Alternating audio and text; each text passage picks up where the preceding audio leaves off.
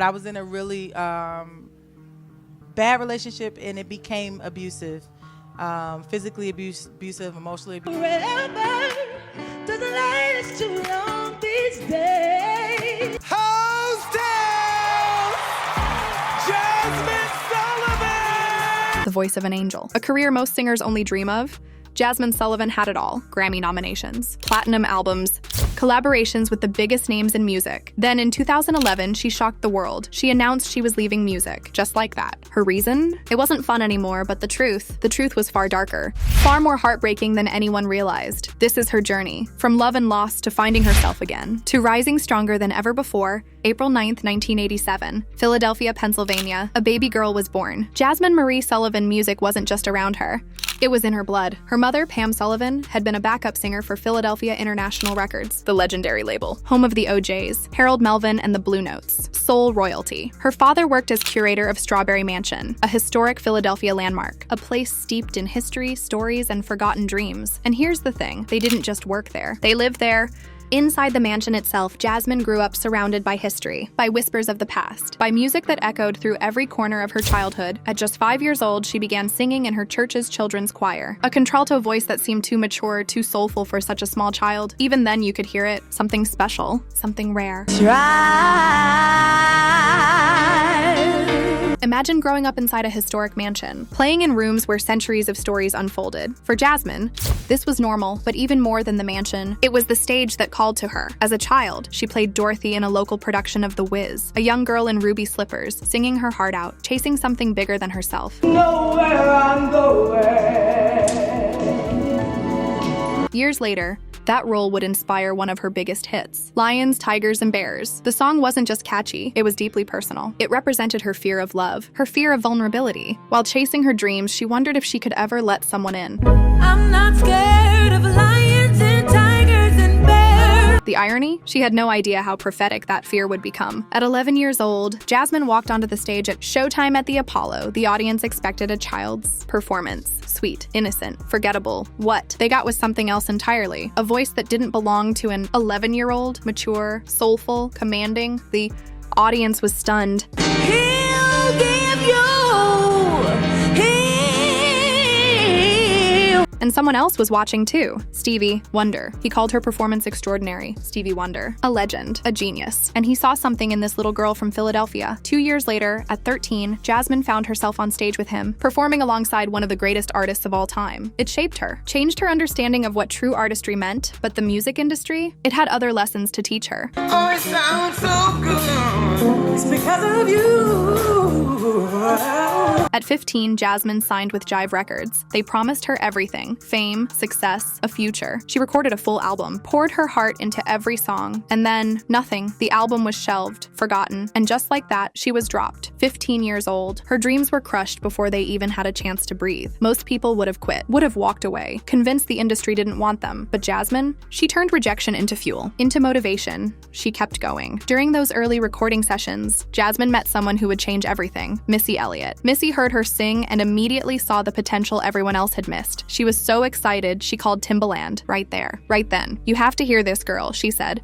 Missy became her mentor, her champion, the voice in her ear telling her not to give up. There's a small detail in Jasmine's story that often gets overlooked. Her mother, Pam, had added a Z to her daughter's name. Jasmine with a ZY. She'd had a premonition, a feeling that her daughter would one day love jazz. Mothers know things we can't explain. And Stevie Wonder? He hadn't forgotten about that little girl from Apollo. He invited Jasmine to perform at his Christmas showcase in Los Angeles. During a jam session, something magical happened. He joined her on a song. These 3 words, 2 voices, decades apart in experience, but perfectly in sync. In 2008, the year everything changed, Jasmine released Need You Bad, featuring Missy. I need you bad, I can't take this pain. It shot to #1 on the Billboard R&B hip-hop charts. Then came her debut album, Fearless. Boy, I need you bad as my heart beats fast like the food I eat.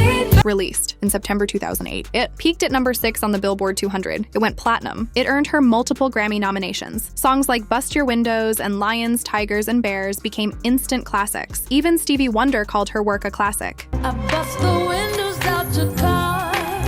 At just 21 years old, Jasmine Sullivan had arrived. The world was hers, but behind the glamour, behind the success, behind the magazine covers and red carpets, something dark was taking root. I was in a really bad relationship and it became abusive. Physically abusive, emotionally abusive. While her career soared, Jasmine entered a relationship. To the public, everything looked perfect, glamorous success. A rising star, but behind closed doors, a different reality. Emotional abuse, physical abuse, a nightmare she couldn't escape. No one knew, no one suspected. She smiled for the cameras. She performed on stage. She accepted awards, and she suffered in silence. It started with words, controlling, isolating, tearing her down piece by piece, then it escalated. The verbal abuse became physical violence. 1.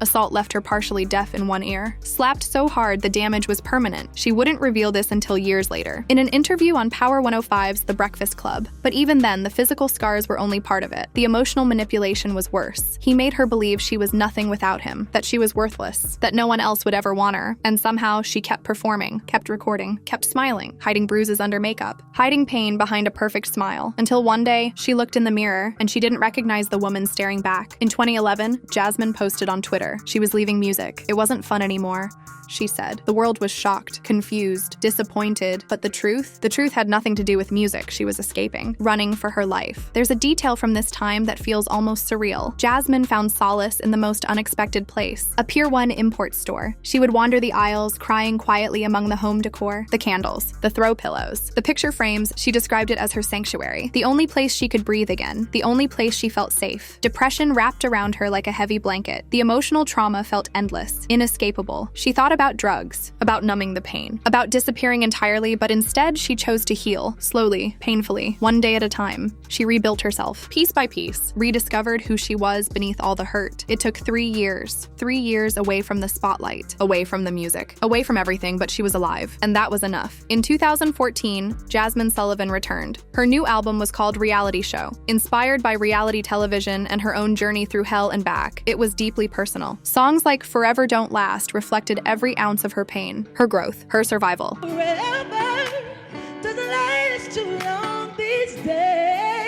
In 2015, the album hit #1 on the Billboard R&B chart, a comeback, a victory, proof that leaving had been the right choice, that healing was possible, that she was still here. In 2017, Jasmine met someone. His name was Dave Watson, a musician, a producer, and from the moment they met, something was different. She described their connection as instant, as healing. "You took this beat-up heart," she would later say, "and made it feel brand new again." Dave supported her, respected her, loved her in ways she'd never experienced before.